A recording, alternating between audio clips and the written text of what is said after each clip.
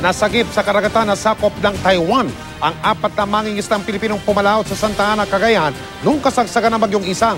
Natagpuan ding palutang-lutang sa dagat ang bangkay ng isa nilang kasama habang pinaghahanap pa rin hanggang sa mga sandaling ito ang isa pa. Nakatutok si Emil Sumangil. Eksklusibo. Sa ganitong sitwasyon, inabutan ng Coast Guard ng Taiwan ang mga Pilipinong mangingisda na 5 araw nang nawawala. Durog na halos ang istruktura ng dala nilang bangkang pangisda. Tanging sa katig na lamang sumasabit at nakatungtong ang mga Pilipinong biktima matapos nawasakin ng malalakas na alon ng kanilang bangka at dalhin sila rito sa karagatang sakop ng Taiwan, may 80 nautical miles mula sa Kaohsiung Province. Ilang minuto pa, re-responde na ang rescue boat ng Coast Guard ng Taiwan. Nang isa-isa nang mailigtas ang 3 Pilipinong mangingisda, naglayag na ang rescue boat papalapit sa nag-aantabay na mothership ng Taiwanese Coast Guard at dito na sila isa-isang inilipat.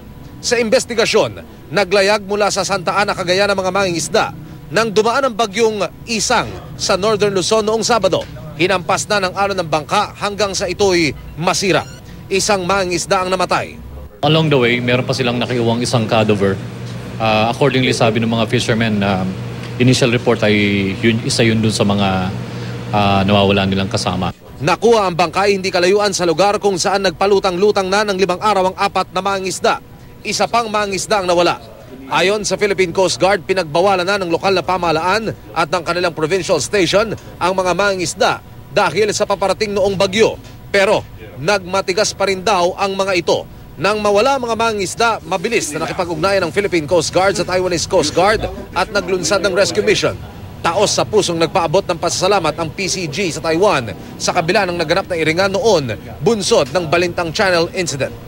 Ina-appreciate natin at nagpapasalamat tayo dun sa effort na ginawa nila. Emil Sumangil, Nakatutok, 24 Oras.